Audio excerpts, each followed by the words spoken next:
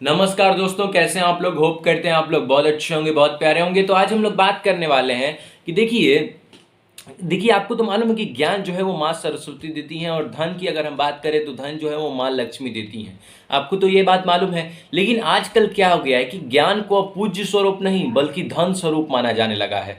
जी हाँ, धन स्वरूप माने जाने लगा है। अगर आप अपने आसपास चारों तरफ अगर आप नज़र घुमा के देखें तो ज्ञान पाना तो अब इतना आसान नहीं है, लेकिन उसकी महंगाई जो है वो आसमान छू रही है। उसको अफोर्ड करना जो है वो काफ़ी मुश्किल हो गया है। अगर हम लोअर मिडिल क्लास बच्चे की बात करें तो वो उतना अच्छा से मतलब अफोर्ड ही नहीं कर पाता है उस एजुकेशन को। लेकिन तब पर भी वो पढ़ता है, इस कारण वो फीस नहीं दे पाता है, जिस कारण उसको जलील होना पड़ता है, जो कि काफ़ी जो है वो खराब बात है। आज हम लोग बात करने वाले हैं dark secrets of private schools, मतलब एजुकेशन के बारे में आज हम लोग जो है वो बात करने वाले हैं। विद्यालय अब व्यापार का एक जरिया बन चुके हैं। आम आदमी जो है वो इसको अफोर्ड नहीं कर पा रहा है। तो देखिए ये एक सस्ता, एक कॉमन चीज जो कि सबको चाहिए। एजुकेशन एक कॉमन चीज है जो कि सबको चाहिए। तो ये जो है वो कैसे बिजनेस बना, बिजनेस कैसे करते हैं इस मॉडल पे, और क्या क्या अभी तक मामले आ चुके हैं, और क्या जो है वो प्राइवेट स्कूल्स फ्रॉड करते हैं, आइए चलिए सब के बारे में जो है वो बात करते हैं। ठीक है, बिना किसी देर के चलिए वीडियो को शुरू करते हैं। तो आपसे एक ही आग्रह है, अगर आप चैनल पर नए हैं तो सब्सक्राइब कर लीजिएगा, फेसबुक पे देख रहे हैं फॉलो कर लीजिएगा। अगर आपको वीडियो कुछ इन्फॉर्मेटिव लगेगी तो लाइक कर दीजिएगा। चलिए तो शुरू करते हैं। देखिए आज हमारे विद्यालय की जो पढ़ाई है उसको एक नया नाम दिया गया है, जिसका नाम है एजुकेशन सिस्टम। जी हाँ, लेकिन इस एजुकेशन सिस्टम में ना तो एजुकेशन है सही से, और ना उसको कंट्रोल करने वाला कोई सिस्टम है सही से। अब देखिए आज की हम अपनी चर्चा में जो है वो बात करने वाले हैं कि कैसे प्राइवेट स्कूल्स जो हैं वो आम जनता को जो है वो लूटते हैं। अब देखिए इस इंडिया में अगर हम फैक्ट्स के साथ बात करें तो इस इंडिया में जो है वो टोटल 27 करोड़ स्टूडेंट्स जो हैं वो अभी पढ़ रहे हैं। उसमें से जो 12 करोड़ स्टूडेंट्स हैं वो प्राइवेट स्कूल में पढ़ते हैं। जी हाँ, 12 करोड़ स्टूडेंट 27 करोड़ में से। अगर हम 10 साल का एक एवरेज निकालें स्कूल की संख्या का, तो स्कूल जो है वो टोटल 10 साल में जो है वो 97,000 स्कूल्स बने हुए हैं। ठीक है, लेकिन उसमें से जो 97,000 में से 67,000 जो स्कूल हैं वो प्राइवेट बने हुए हैं। ठीक है, 67,000, और बाकी के जो 30,000 हैं, मतलब 67,000 प्राइवेट और बाकी के जो 30,000 हैं वो सरकारी स्कूल हैं। अगर हम आंकड़े के हिसाब से अगर हम देखेंगे तो अगर हम मिलाएं इसको तो 100 में से जो 33 बच्चे हैं ना वो सरकारी स्कूल में पढ़ते हैं। लेकिन अगर हम टाइम्स ऑफ इंडिया की अगर हम बात करें, टाइम्स ऑफ इंडिया की रिपोर्ट्स के हिसाब से, तो 10 में से 7 बच्चे जो है प्राइवेट स्कूल में पढ़ते हैं, और बाकी के जो 3 बच्चे हैं वो सरकारी स्कूल में पढ़ते हैं। जैसा कि मैंने आपको बताया 100 में से 33 बच्चे ही मात्र सरकारी में पढ़ते हैं, और बाकी जो 66 हैं वो जो है वो प्राइवेट में पढ़ते हैं। अब देखिए एजुकेशन को जो है वो 3 पार्ट में बांटा गया है यूनेस्को के द्वारा। यूनेस्को, यूनेस्को का फुल फॉर्म होता है United Nations Education Scientific and Cultural Organization. क्या? United Nation Education Scientific and Cultural Organization, इसका जो है वो फुल फॉर्म होता है। इसको जो है वो 3 भाग में बांटा गया है। पहला है प्राइमरी एजुकेशन, दूसरा है सेकेंडरी एजुकेशन, और तीसरा है टेरिटरी एजुकेशन। अब देखिए प्राइमरी एजुकेशन में प्राइवेट स्कूल का जो है वो कंट्रीब्यूशन पता है कितना है? 45%। सेकेंडरी एजुकेशन में जो है वो 51% कंट्रीब्यूशन है, और टेरिटरी एजुकेशन में जो है वो 57% कंट्रीब्यूशन है। अगर हम भारत की बात करें तो भारत जो है वो पूरे साउथ एशिया में जो है वो दूसरे नंबर पे आता है प्राइवेट स्कूल चलाने के मामले में। पहले नंबर पे जो है वो बांग्लादेश आता है। जी हाँ, अगर हम बांग्लादेश की बात करें तो प्राइमरी स्कूल का जो है वो कंट्रीब्यूशन प्राइमरी एजुकेशन में प्राइवेट स्कूल का जो कंट्रीब्यूशन है ना वो है 24%। सेकेंडरी में जो प्राइवेट स्कूल का कंट्रीब्यूशन है वो है 94%, और टेरिटरी में वो जो है वो 36% कंट्रीब्यूशन है। मतलब सेकेंडरी में जो है वो आगे है। ठीक है, बांग्लादेश, इसलिए जो है वो उसको आगे निकाल दिया गया है एवरेज में।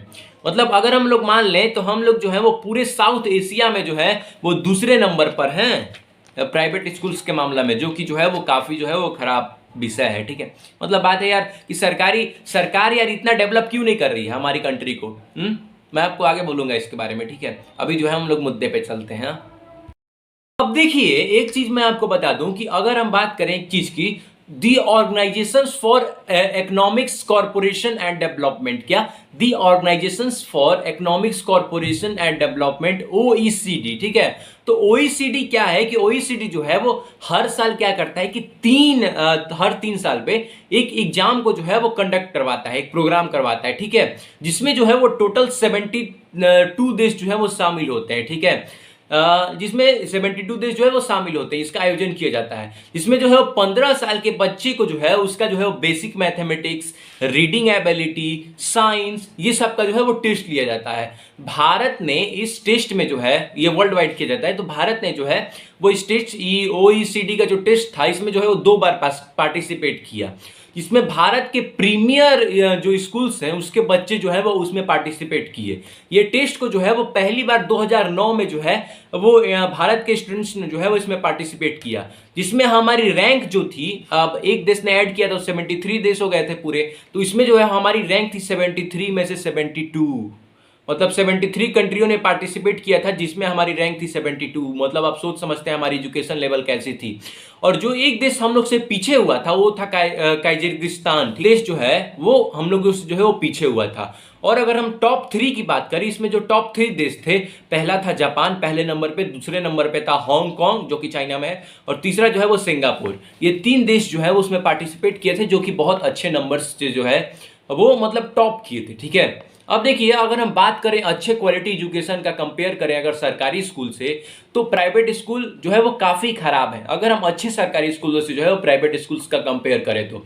जैसे कि अगर हम एग्जांपल लें केंद्रीय विद्यालय या नवोदय विद्यालय का, तो अगर हम केंद्रीय विद्यालय या नवोदय विद्यालय का अगर हम एग्जांपल लें, तो देखिए केंद्रीय विद्यालय जो है, अगर हम इनका जो है 10th और 12th का जो है वो परफॉर्मेंस की बात करें, तो एवरेज स्टूडेंट्स परफॉर्मेंस जो है वो 90% का है, जबकि प्राइवेट स्कूल्स का जो है वो एवरेज स्टूडेंट परफॉर्मेंस जो है वो 70% का है, जो कि जो है वो दोनों में काफ़ी ज़्यादा जो है वो डिफरेंस है। अब देखिए, आमतौर पर अगर हम स्कूल्स को देखें तो प्राइवेट स्कूल में जो है वो कुछ तेज स्टूडेंट्स होते हैं, और उन तेज स्टूडेंट्स जो है जो बार बार फर्स्ट करते हैं, सेकंड करते हैं, 1 से लेकर जो 10 तक के स्टूडेंट्स होते हैं, उन्हीं पे जो है वो ज़्यादा ध्यान दिया जाता है, और बाकी के स्टूडेंट्स पे जो है उतना ध्यान नहीं दिया जाता है, और उनको जो है वो छोड़ दिया जाता है। ये जो है ये मेन कारण है कि इनका जो है वो एवरेज परफॉर्मेंस रेट जो है वो 70% है, ठीक है। भारत ने 2016 में जो है वो एक सर्वे किया, जिसमें सरकारी स्कूल और प्राइवेट स्कूल में बच्चे जो है वो पढ़ते थे, उनके पेरेंट्स से पूछा गया कि प्राइवेट स्कूल में बच्चे पढ़ते थे, उनके पेरेंट्स से पूछा गया कि आप जो है वो अपने बच्चे को जो है वो प्राइवेट स्कूल्स में क्यों पढ़ाते हैं। तो उन्होंने 73% जो पेरेंट्स थे उनका ये उत्तर था, आप सुनिए। 73% पेरेंट्स ने बोला कि वहाँ पे प्राइवेट स्कूल्स में जो है वो एजुकेशन अच्छा है, डिसिप्लिन अच्छा है, वहाँ वो जो है वो साफ सुथरा रहता है प्राइवेट स्कूल। अगर हम 12% स्टूडेंट्स 12% अगर हम पेरेंट्स की बात करें, तो उन्होंने बोला कि वहाँ पे जो है वो इंग्लिश स्पीकिंग अच्छी है। जी हाँ, इंग्लिश स्पीकिंग के चलते भी जो है वो पढ़वाते हैं प्राइवेट स्कूल में। और अगर हम 15% मतलब पेरेंट्स की बात करें, तो वो जो है उन्होंने बोला कि हम जो है वो मजबूरी में पढ़ाते हैं, क्योंकि जो है वो हमारे आसपास के एरिया में जो है वो जो सरकारी स्कूल है वो काफ़ी ख़राब है, या तो वहाँ पर जो है वो सरकारी स्कूल है नहीं, इसलिए जो है जो लोअर मिडिल क्लास के जो पेरेंट्स हैं वो भी जो है वो मतलब प्राइवेट स्कूल में अपने बच्चे को पढ़ाते हैं और टाइम पे फीस नहीं देते हैं, तो बच्चे को जो है वो मेंटली जो है वो काफ़ी टॉर्चर किया जाता है, जिससे मेंटल हेल्थ पे जो है वो काफ़ी ज़्यादा प्रभाव आता है। हर स्टेट जो है वो अपने अपने एजुकेशन रूल को जो है वो खुद बनाता है।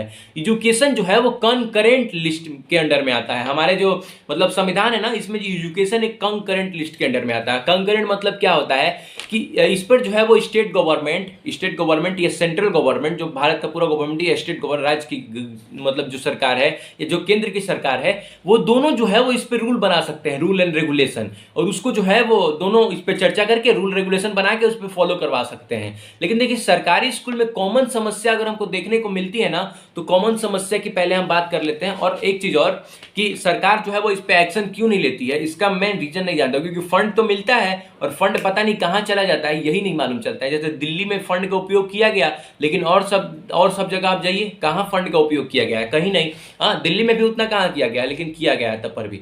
लेकिन यहाँ बिहार, झारखंड, ये सब तो पूरा मतलब थोड़े से मतलब पीछे हो गए हैं बेचारे। वैसे कॉमन समस्या को देखें तो इंफ्रास्ट्रक्चर जो कि काफ़ी ख़राब है, या इंफ्रास्ट्रक्चर काफ़ी ख़राब है। अगर हम बात करें तो प्रॉपर क्लासरूम में बेंच, डेस्क, टेबल, ये सब जो है वो सब गंदे रहते हैं या इनप्रॉपर तरीके से रहते हैं। अगर हम बात करें टॉयलेट की, तो टॉयलेट जो है वो क्लीन नहीं होते हैं, या कहीं कहीं तो होते ही नहीं है टॉयलेट, जिससे जो है वो लेडीज़ को काफ़ी प्रॉब्लम होती हैं, जो गर्ल्स होती हैं। और साइंस लैब और कंप्यूटर लैब की बात करें तो ये तो सेवा सरकारी स्कूल में जो है वो दूर दूर तक नहीं होती है। अब देखिए, ये जो सरकारी स्कूल है, सरकारी स्कूल में एक और छोटी सी समस्या है। छोटी सी समस्या ये है कि जो सरकारी स्कूल के टीचर्स होते हैं वो जो है वो कोई कोई ऐसे होते हैं जो कि जिनके पास उतना नॉलेज नहीं होता है, तो वो इंग्लिश स्पीकिंग, इंग्लिश लिटरेचर या इंग्लिश में लिखना ये सब नहीं कर पाते हैं। लेकिन कुछ ऐसे भी टीचर्स होते हैं जो कि जो है जिनको सब कुछ आता है, नॉलेज भी है, क्योंकि वो सरकारी एम्प्लॉय है। जाहिर सी बात है कि अगर कोई सरकारी एम्प्लॉय है तो उसके पास नॉलेज होगा, क्योंकि वो एक एग्जाम देता है। हाँ, लाखों बच्चे उस एग्जाम को देते हैं, उसमें से चुनिंदा लोग जो है वो टीचर बनते हैं। हाँ, तो जो है, तो जाहिर सी बात है कि हर किसी के पास नॉलेज होगा। कुछ कुछ ऐसे हैं जो कि घूस से बन जाते हैं, लेकिन उनकी बात मैं छोड़ के और बाकी की अगर बात करें तो उनको वो भी जो है वो पढ़ाना नहीं चाहते हैं वो, जबकि उनके पास जो है वो नॉलेज है। देखिए, अगर हम एक चीज पे बात करें तो सरकारी टीचर जो होते हैं उनकी जो सैलरी होती है वो प्राइवेट टीचर से जो है वो 3 गुना ज्यादा होती है, दी जाती है। और उन पे प्रेशर, काम का जो प्रेशर होता है वो भी कम होता है, और उनको जो है वो बोलने वाला भी कोई नहीं होता है, इसलिए वो अपने मन की करते हैं। लेकिन ओरिजिनलिटी में अगर कोई गवर्नमेंट एम्प्लॉई को इतने अच्छे पैसे भी दिए जाते हैं, कोई वर्कलोड नहीं होता है, जबकि जो है प्राइवेट स्कूल्स के टीचर्स को जो है वो कभी कभी कम सैलरी दी जाती है। जैसे कोरोना में जो है उन लोगों को हाफ सैलरी दी जाती थी, लेकिन जो सरकारी टीचर्स हैं उनको जो है वो बहुत ज़्यादा सैलरी दी जाती थी, तब पर भी जो है वो आराम से बच्चों को नहीं पढ़ाते हैं। ये जो है वो टीचर्स का डिमेरिट है, इसको जो है वो ठीक करना चाहिए। अब हम लोग बात करते हैं प्राइवेट स्कूल्स जो है वो हमें कैसे लूटते हैं, इसके बारे में जो है हम लोग बात करते हैं। ठीक है, मेन मुद्दे पे अपने।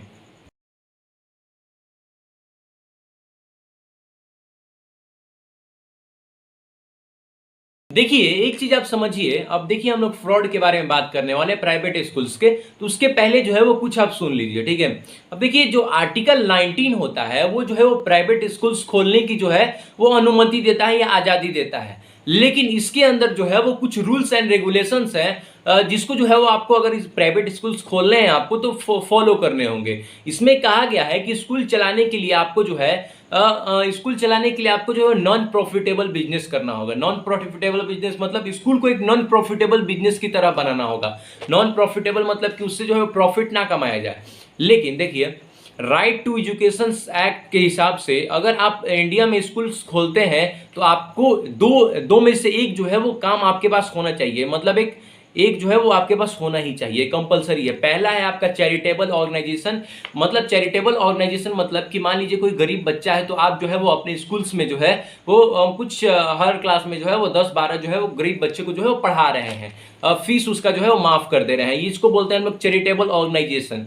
या आप बोलिए नॉन फॉर प्रॉफिट सोसाइटी, मतलब आप स्कूल से जो है वो प्रॉफिट नहीं कमा रहे हैं, क्योंकि हमारे संविधान में ये साफ साफ लिखा गया है कि school is a not a business, school is a non profitable business. ठीक है, स्कूल जो है वो एक प्रॉफिट करने वाला बिजनेस नहीं है, स्कूल जो है वो एक नॉन प्रॉफिट करने वाला बिजनेस है। इसमें जो है वो मतलब एक आदमी को जो है वो अपने पैसे को जो है वो एक अच्छे जगह पुण्य कमाने के लिए जो है वो लगाता है। ये जो है हमारे संविधान में लिखा गया है। ठीक है, हम इन दोनों में से एक रूप में जो है वो आपको रजिस्टर करना होगा, और इसको फॉलो करने के लिए आपको जो है वो इसको फॉलो करने के बाद ही जो है वो आप जो है वो स्कूल खोल सकते हैं। ठीक है, लेकिन ये सब जो है वो पेपर में ही जो है वो बहुत अच्छा लगता है, नहीं तो बाकी आप जो है वो अपने आसपास भी आप देखते होंगे कि कैसे आपको जो है वो प्राइवेट स्कूल्स जो है वो लूटते हैं। फीस क्या कम है क्या? नॉन प्रॉफिटेबल ऑर्गेनाइजेशन बनाते हैं? नहीं बनाते हैं, वो कोई स्कूल ऐसा नहीं करता है। और कोई सरकार भी इस पे जो है वो मतलब ये जो है ये सरकार भी इस पे कदम नहीं उठाती, क्योंकि जो स्कूल्स होते हैं वो बड़े बड़े बिजनेसमैन खोलते हैं, या तो जो है वो कोई लीडर खोलते हैं, नेता का ही कोई स्कूल होता है, तो नेता को कौन बोलेगा, जो कि खुद एक जो है वो पार्लियामेंट का हिस्सा है। देखिए, प्राइवेट स्कूल्स खोलने में जो है वो बहुत ज़्यादा पैसा लगता है। इंफ्रास्ट्रक्चर में काफ़ी जो है वो साइंस अप्रूव्ड बहुत सारी चीज़ों को जो है वो लगता है। ठीक है, इतने पैसे खर्च करके अगर कोई समाज सेवा करेगा, तब मैं मान लूँ, कोई समाज सेवा तो करेगा नहीं। अब देखिए ये जो स्कूल्स हैं वो मेन 4 तरीके के पेरेंट्स को जो है वो मतलब अपनी तरफ खींचते हैं। पहले वो चीज़ों की इंफ्रास्ट्रक्चर से काफ़ी ज़्यादा जो है वो प्रभावित है। अगर किसी स्कूल्स की बड़ी बड़ी बिल्डिंग्स हैं उसको देख के जो है वो कई पेरेंट्स जो है वो उस स्कूल में जो है वो अपना बच्चे का नाम जो है वो लिखवाते हैं कि यहाँ पे जो है वो अच्छी पढ़ाई होगी। या दूसरा, जो इंग्लिश स्पीकिंग इन्वायरमेंट है वहाँ पे कोई ऐसा स्कूल जहाँ पे जो है आप देखिएगा कि इंग्लिश स्पीकिंग ज़्यादा होती है, केवल इंग्लिश में ही बच्चे बात करते हैं, तो वहाँ पे जो है वहाँ भी पेरेंट्स जो है ज़्यादा पेरेंट्स अपने बच्चे को जो है वो नाम लिखवाते हैं। या बेस्ट टीचर्स हो जहाँ पे, वहाँ पे भी या तो बेस्ट रिजल्ट जहाँ आता हो, जहाँ जो है मान लीजिए कि कहीं मैट्रिक्स में जो है किसी स्कूल्स में जो है वो अच्छा रिजल्ट आता है तो आप देखिएगा कि जो 6, 7, 8, 9, 10 के बच्चे हैं वहाँ पे ज़्यादा होंगे। जो सिटी का सबसे अच्छा रिजल्ट देने वाला स्कूल होगा। अब जो बड़े बड़े स्कूल में आप देखते होंगे आप कि अब जो है वो एक नया टेक्निक ला दिया गया है इंटरव्यू देने का, कि पेरेंट्स को जो है बच्चे के साथ जो है वो पेरेंट्स को भी एडमिशन के टाइम पे इंटरव्यू देना होगा। इससे ये वो समझते हैं कि जो पेरेंट्स हैं उनकी इनकम कितनी है और उसी हिसाब से जो है वो बच्चे को ट्रीट करते हैं। समझ गए। अगर मान लीजिए किसी बच्चे का जो है वो अच्छा मार्क्स आता है, ठीक है, अच्छा मार्क्स आता है मतलब अंक अच्छा आता है, तो क्या होता है कि स्कूल जो है वो अपने नाम पे जो है वो उसको लेता है कि मेरे चलते जो है वो अच्छा मार्क्स आया। लेकिन वही बच्चा अगर कोई गलती कर देता है तो बोलता है कि नहीं ये जो है ये पेरेंट्स ने किया है, जो कि काफ़ी जो है वो खराब बात है। पहले स्कूल में फीस के लिए जो है वो मारपीट नहीं होती थी, लेकिन अब क्या होता है कि अब जो है अगर कोई बच्चे ने फीस जमा नहीं किया ड्यू टू कुछ कंडीशंस या कुछ उनके मतलब फाइनेंशियल सिचुएशंस उनके फैमिली के जो है वो कुछ अच्छे नहीं हुए और बच्चे ने जो है वो मतलब पैसा नहीं जमा किया, तब उनको जो है वो दंड दिया जाता है। अब देखिए बच्चे को दंड देते हैं जिससे उन पे ऊपर मेंटल प्रेशर होता है। अब जो है वो बात जो है वो जाके पेरेंट्स को बताते हैं, पेरेंट्स को फोर्स करते हैं वो, जिसके कारण पेरेंट्स जो है वो फाइनेंशियली अभी मतलब पैसे का इंतजाम नहीं कर सकते थे, वो जो है वो किसी से कर्ज लेके जो है वो पैसे का इंतजाम करते हैं, जिससे जो है वो कर्ज में डूब जाते हैं। और अपने बच्चे को पढ़ाते पढ़ाते वो कब कर्ज में डूब जाते हैं उनको मालूम ही नहीं चलता है, क्योंकि माँ बाप का एक ही सपना होता है कि हमारा बच्चा जो है वो पढ़ने में सभी से आगे निकले। हर माँ बाप का यही सपना होता है, इसलिए जो है वो कब कर्ज में डूब जाते हैं ये पता ही नहीं चलता है उनको, जो कि काफ़ी खराब बात है। ये प्राइवेट स्कूल्स की जो है वो सच्चाई है। अब देखिए अब हम लोग बात करते हैं फ़ी के बारे में। जी हाँ, फ़ी के बारे में, फ़ी का आप रिसिप्ट देखते होंगे, उसके बारे में हम लोग बात कर लेते हैं, ठीक है। अगर हम फी की बात कर रहे हैं तो ज्यादातर स्कूल्स में आप देखते होंगे कि लाइब्रेरी फी ऐड की जाती होगी। पहले हम लाइब्रेरी फी की बात कर लेते हैं, तो लाइब्रेरी फी की बात की जाती होगी। और अगर हम लाइब्रेरी फी में बात करें तो वहां पे जो है अगर आप लाइब्रेरी में उस स्कूल के जाएंगे तो बुक तो बहुत ज्यादा रहती हैं, लेकिन बुक को वो लोग देते नहीं है लाइब्रेरियन, लेकिन जो है वो उसका फी ऐड करते हैं। और अगर आप बुक मांगने जाइएगा तो जैसे लगेगा कि कोई एहसान मांग रहे हैं आप, जबकि पैसे आप दिए हैं उनके, लेकिन आपको जो है वो बुक नहीं दिया जाएगा। और बुक भी देंगे ना तो लगेगा जैसे एहसान कर रहे हैं कोई, जो कि काफ़ी खराब बात है। ये जो है ये कोई मतलब आम स्कूल्स में ऐसा होता है, ठीक है। अब कंप्यूटर लैब और साइंस लैब की बात करें तो उसकी भी जो है वो फी जोड़ी जाती है। अब ऐसे फी जोड़ी जाती है जैसे कि रोज जो है वो कंप्यूटर साइंस में जो है वो रोज एक्सपेरिमेंट करवा रहे हैं बच्चों को, नए नए चीज़ को जो है वो सिखवाया जा रहा है, नए नए चीज़ों को, और नए नए चीज़ों की जो है वो ऐड किया जा रहा है स्किल्स में, या कुछ मतलब ना कुछ कंप्यूटर लैब्स में जो है वो उनको कोडिंग सिखाई जा रही है रोज। ये सब कुछ नहीं होता है, लेकिन तब पर भी जो है उसका मतलब प्राइस को जो है वो ऐड किया जाता है। चुनिंदा दिन ही कुछ लेके जाया जाता है कंप्यूटर लैब में या साइंस लैब में। अब कुछ खराब हुआ मान लीजिए साइंस लैब में या कंप्यूटर लैब में, किसी बच्चे से कोई चीज़ टूट गया, तो अब क्या करते हैं ये लोग कि जो सामान जो टूटा, मान लीजिए कि वो 50 रुपए का था तो उसको लिखेंगे कि वो 100 रुपए का था, उससे दुगना दाम का, और बोलेंगे कि बाबू देखो ये 100 रुपए का सामान तुमने तोड़ दिया, अब तुम्हारे पेरेंट्स को जो है वो फी में और एक्स्ट्रा प्राइस को जो है वो ऐड करना पड़ेगा। लेकिन ये नहीं देखेंगे कि पहले से ही जो है हमने इतना पैसा इनसे ले लिया है तो इस चीज को जो है वो माफ कर सकते हैं, क्योंकि ये सस्ता है, 50 रुपए का चीज था। अब कीबोर्ड कितने का आता है? 200 से 300, 400, 500 का, उससे ज्यादा का थोड़े आता है। तो वही बात है। अब देखिए हाई ट्रांसपोर्टेशन चार्ज, अब ट्रांसपोर्टेशन चार्ज भी काफ़ी ज़्यादा है इन लोगों का, जिसका आपको जवाब नहीं। आप देखते होंगे स्कूल इंफ्रास्ट्रक्चर, एग्जाम चार्ज वगैरह वगैरह, कौन कौन चार्ज लेके जो है वो अपने पैकेट को भरते हैं, ये इसका कोई जवाब नहीं है। अगर आप फी रिसिप्ट अगर आप रिसिप्ट देखते होंगे स्कूल्स की एडमिशन्स के टाइम पे, उस समय आप देखते होंगे कौन कौन चार्ज को जो है वो जोड़ा जाता है, और हर महीने भी कई चार्ज को जोड़ के जो है वो करीब जो है वो 5 से 6 हज़ार का बिल जो है वो बना दिया जाता है। समझ गए। अब देखिए अब हम लोग बात करते हैं आगे, ठीक है। देखिए, अब देखिए रीएडमिशन मतलब होता है ना कि एडमिशन की मतलब हर साल सेशन बदलता है ना, तो हर साल एडमिशन होता है, तो उसको जो है हम लोग रीएडमिशन बोलते हैं। तो रीएडमिशन हर साल होता है, जब सेशन शुरू होता है तो तभी उतना ही अमाउंट चार्ज किया जाता है जितना जो है जब किसी बच्चे का एडमिशन होता है, एडमिशन के टाइम पे जितना अमाउंट लिया जाता है उतना ही अमाउंट जो है वो हर साल चार्ज किया जाता है रीएडमिशन पे के नाम पे। तो इससे जो है वो काफ़ी ज़्यादा जो है वो मतलब कि बर्डन आता है पेरेंट्स पे, जो है वो काफ़ी ज़्यादा जो है वो बर्डन आता है। अक्सर आप देखते होंगे कि स्कूल ड्रेस आपको जो है वो एक ही दुकान से मिलेगा, जिस दुकान से उस स्कूल्स का जो है वो टाई अप होता है, जिससे वो भी एक कारण है पेरेंट्स का जो है वो मतलब बर्डन आने का, क्योंकि और कोई दुकान से मिलता है तो ये दोनों कॉम्पिटिटर होते तो उसका कम दाम होता, तो ये भी अपना कम दाम कर लेता है। लेकिन एक ही दुकान से अगर टाई अप करके रखिएगा तो वो जितने में बेचे आपको तो लेना ही है, क्योंकि आपको जो है वो अपने बच्चे को स्कूल भेजना ही है। तो ये भी एक बात है, ठीक है। और एक चीज कि आप देखते होंगे कि 6 से जो है वो एनसीईआरटी शुरू हो जाता है। एनसीईआरटी मतलब national council of training education and research की बुक जो होती है वो जो है वो 6 क्लास से शुरू हो जाती है। लेकिन ये जो सीबीएसई बोर्ड वाले सब स्कूल्स होते हैं या प्राइवेट स्कूल्स होते हैं, वो क्या करते हैं प्राइवेट स्कूल्स की 6 से 8 तक जो है वो अपनी पब्लिकन्स की जो है वो बुक चलाते हैं, और इसको जो है वो 4 से 5 गुना एनसीईआरटी से महंगी पे बिकते हैं। एनसीईआरटी कितने की मिलती है? मात्र 50 रुपए की या 100 रुपए की ज़्यादा से ज़्यादा। लेकिन वही बुक को जो है ये लोग जो है वो 6 से 7 गुना महंगा पे बेचते हैं। ये लोग जो है वो 800 की मैथ बुक बेचते हैं, जो कि जो है वो काफ़ी एक्सपेंसिव है, समझ गए। अगर हम एक रिपोर्ट के हिसाब से देखें तो pre primary and secondary class तक के स्टूडेंट्स की पढ़ने की एवरेज कॉस्ट जो है वो 15 लाख रुपए है। एवरेज कॉस्ट 15 लाख रुपए है, समझ गए। अगर हम बात करें book, dress, bag, admission fee में बहुत सारे ऐड करने की, तो ये सब जोड़ना जो है वो काफी खराब है यार, इसका कोई मतलब ही नहीं बनता है, क्योंकि आप एक दुकान से टाई अप किए हैं जिससे वो कितना भी दाम पे बेचेगा। अब इससे ये टाई अप करते हैं ना किसी दुकान से, तो पता है वो दुकान से जो है वो उनको जो है वो कमीशन मिलता है, हर ड्रेस पे जो है वो कुछ कमीशन मिलता है। मान लीजिए कि 1000 की कोई ड्रेस बिकी, ठीक है, तो 1000 में से 200 जो है 200 क्या 100 जो है वो स्कूल्स को मिलता है, और बाकी का जो मतलब ड्रेस बनाने वाली उसमें 500 रुपया लग जाता है, 500, 600 और 300 दुकान वाले को फायदा होता है, समझ गए।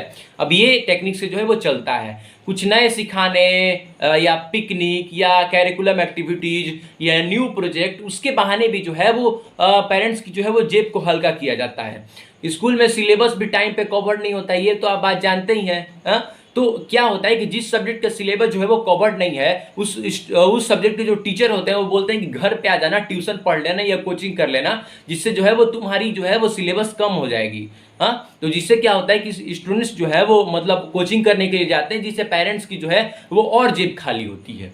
अगर हम कोरोना के टाइम की बात करें तो कोरोना के टाइम पे जो है वो स्कूल्स के बच्चे से जो है वो फी जो है वो वही फी चार्ज की गई, लेकिन जो है वो टीचर्स को जो है वो उसकी हाफ फी दी गई, मतलब हाफ फी जो है वो जेब में रख लिया गया है स्कूल्स के द्वारा। जो कि कोरोना के टाइम पे अगर किसी को फायदा हुआ या मत हो, किसी का बिजनेस डूबे या मतलब उभरे रहे, लेकिन जो है वो स्कूल्स को बहुत ज़्यादा फायदा हुआ है। अब देखिए दिल्ली गवर्नमेंट की अगर हम बात करें तो ये जो है बहुत अच्छा स्कूल्स बना। अब देखिए दिल्ली गवर्नमेंट जो है वो काफी अच्छे काम कर रही है, सरकारी स्कूल को काफी ज्यादा डेवलप कर दी है, उनके इंफ्रास्ट्रक्चर को पूरा चेंज कर दी है। अब लग ही नहीं रहा है कि वो सरकारी स्कूल्स भी हैं। सरकारी स्कूल्स अगर कोई बोलता था पहले, तो पहले लगता था ना कि ऐसे छोटा मोटा इंफ्रास्ट्रक्चर, लेकिन दिल्ली ने जो है वो इसको पूरा बदल के रख दिया है, इसके डिफाइन को ही पूरा बदल दिया है। लेकिन बाकी के स्टेट्स जो है वो इस पर कम एक्शन ले रहे हैं। दिल्ली गवर्नमेंट ने ये क्या किया है, एक और काम किया है, प्राइवेट स्कूल्स को बोल दिया है भैया कि आपके एक किलोमीटर के जो भी दायरे में, एक किलोमीटर के रेडियस में जो भी मतलब ऐसे बच्चे आते हैं जो कि जो है वो प्राइवेट स्कूल्स को अफोर्ड नहीं कर सकते हैं, अगर वो फीस जमा करवा मतलब वहां पे एडमिशन लेते हैं तो उनकी फीस को जो है वो 25% तक आप जो है उसमें छूट दीजिएगा, और काफी जो है वो एक्स्ट्रा मतलब कि एक्स्ट्रा काफी जो है वो प्रॉफिट दीजिएगा, समझ गए। अब एक चीज अब हम बात कर लेते हैं गवर्नमेंट को जो है वो क्या चीज सुधारना चाहिए और क्या चीज इन्होंने सुधारा है। दो टर्म में बात करूंगा। पहला ये कि गवर्नमेंट ने एक चीज सुधारा है कि गवर्नमेंट ने क्या किया है कि पहले जो है वो इंडिया की जीडीपी में से 3%, 100 में से 3% जो हिस्सा था उसको जो है वो एजुकेशन पे जो है वो खर्च किया जाता था। लेकिन 2020 के बाद 2020 जब नई शिक्षा नीति निकली उसके बाद ये जो मामला है इसको 6% कर दिया गया। अब 6% पैसा जो है वो एजुकेशन पे खर्चा होने लगा है। नवोदय विद्यालय और केंद्रीय विद्यालय को बढ़ाने का काम भी जो है वो धीरे धीरे चल रहा है, जो कि काफी अच्छी बात है। अगर हम बात करें गवर्नमेंट को अब क्या नहीं मतलब क्या करना चाहिए, ठीक है, गवर्नमेंट को जो है वो सिलेबस का लोड जो है वो बच्चों के माथा से जो है वो थोड़ा सा कम कर देना चाहिए, और गवर्नमेंट को इंफ्रास्ट्रक्चर या क्लीनिंग ये सब बाकी चीज़ों पे जितनी भी चीज़ें हैं गवर्नमेंट स्कूल्स का जो डिफाइन करती हैं, अगर माइंड में आप सोचिएगा उसको जो है वो ठीक कर देना चाहिए, समझ गए, जैसे दिल्ली में ठीक किया गया है दिल्ली में। अगर हम बात करें पेरेंट्स की मीटिंग्स की, तो स्कूल्स को क्या करना चाहिए, प्राइवेट स्कूल्स को, तो कि पेरेंट्स की मीटिंग को जो है वो और इम्प्रूव करना चाहिए। हाँ, मतलब हर सप्ताह जो है पेरेंट्स मीटिंग रखनी चाहिए, जिससे जो है वो स्टूडेंट्स क्या कर रहे हैं, कैसे उनकी परफॉर्मेंस है, ये सब पे जो है वो नज़र रख दिया जाएगा। अगर हम बात करें तो पेरेंट्स को जो है वो अपने बच्चे और स्कूल्स के डे टू डे अफेयर्स में जो है वो इंटरेस्ट रखना चाहिए। ऐसा इसलिए क्योंकि आप जो है वो पैसे देते हैं, पैसे पहले देते हैं, पहला कि पैसा देते हैं, और दूसरा कि अगर आप जो है वो डे टू डे अफेयर्स में इंटरेस्ट रखेंगे तो प्राइवेट स्कूल्स को भी जो है वो थोड़ा जागरूक होना पड़ेगा, क्योंकि वो जो है वो सोए रहते हैं, मतलब पढ़ के गया बच्चा उसके बाद कोई मतलब ही नहीं है। लेकिन अगर आप मतलब रखेंगे ना तो आपके बच्चे पे जो है, आपका बच्चा जो है वो मतलब भीड़ से आगे निकल जाएगा, समझ गए। अब फीस नहीं जमा करने वाली प्रॉब्लम पे अगर हम बात करें तो फीस नहीं जमा करने वाली प्रॉब्लम पे बच्चों को जो है वो पनिश किया जाता है। अब फीस क्यों नहीं कोई जमा करता है, क्योंकि उसकी कुछ प्रॉब्लम्स होंगी। अब प्रॉब्लम्स होंगी तो उस पर जो है वो बच्चों को पनिश किया जाता है, जो कि काफ़ी बड़ा प्रॉब्लम है। इस पर जो है वो गवर्नमेंट्स को जो है वो काफ़ी ज़्यादा एक स्ट्रिक्ट एक्शन लेना चाहिए, स्ट्रिक्ट एक्शन लेना चाहिए, लेकिन गवर्नमेंट जो है वो इस पर स्ट्रिक्ट एक्शन नहीं लेती है, ठीक है। अब देखिए ऐसे कुछ स्टेप उठाने से जो है हम जो है वो एजुकेशन के मामला में जो है वो अपने देश को जो है वो आगे कर सकते हैं। आपको टेस्ट में बताया था कि 73 में से 72 स्थान पे हमारा देश था, जो कि काफ़ी खराब बात है। अब देखिए विद्यालय को जो है वो हमारे ऋषि मुनि ने जो है वो पूजा घर बताया है, कि अगर आप विद्यालय में जाते हैं तो आप जो है वो एक पूजा घर में जाते हैं और वहाँ पे केवल भगवान ही भगवान आपको दिखते हैं। लेकिन अफसोस ये जो विद्यालय है ये व्यापारालय बन चुके हैं, और टीचर्स भी जो है वो अपने स्टूडेंट्स पे जो है वो इतना इंटरेस्ट नहीं दिखाते हैं, और स्टूडेंट्स भी जो है वो टीचर पे इंटरेस्ट नहीं दिखा रहे हैं, इसलिए जो है वो हमारा इंडिया और डाउनफॉल में जा रहा है एजुकेशन के मामला में। हमारे देश को ग्रो करना है तो एजुकेशन फॉर ऑल की काफ़ी ज़्यादा ज़रूरत है, समझ गए, सभी को पढ़ा लिखा होना चाहिए अगर हमको जो है वो मतलब जीडीपी में और आगे निकलना है, इकोनॉमी में, ठीक है। क्योंकि हर कोई अगर पढ़ा लिखा होगा तो जाहिर सी बात है कि ये पढ़ने से जो है वो उनका माइंड खुल जाता है, और माइंड खुलने से जो है काफ़ी सारी चीज़ जो है वो आसान हो जाती है, समझ गए। इससे अगर हम प्रॉपर सिस्टम में कर दें ये एजुकेशन सिस्टम को, तो हम जो है वो आराम से जो है वो विश्व गुरु बन सकते हैं। जी हाँ, पहले हम जो है वो विश्व गुरु थे, अब जो है वो फिर से हम लोग जो है वो हमारा भारत विश्व गुरु बन सकता है, समझ गए। अब देखिए एक चीज़ मैं बोलना चाहूँगा कि study is most important role play in your life, so be cautious and be safe. बस इतना ही बोल के जो है वो मैं अपनी वाणी को विराम देता हूँ, और आपसे एक ही आग्रह है कि अगर आपको कुछ इन्फॉर्मेटिव लगा होगा ये, तो कृपया चैनल को सब्सक्राइब कर लीजिएगा। अगर आप इसको फेसबुक पे देख रहे हैं तो फॉलो कर लीजिएगा, और अगर आपको कुछ मतलब नई चीज़ें जो है वो जानने को मिली होंगी, या कुछ आपको जो है वो कुछ नई चीज़ें सीखने को मिली होंगी, तो कृपया जो है वो लाइक कर दीजिएगा, लाइक का बटन मत छोड़िएगा, लाइक जरूर कर दीजिएगा। और तब तक के लिए till tata bye bye, Radhe Radhe, जय श्री कृष्णा।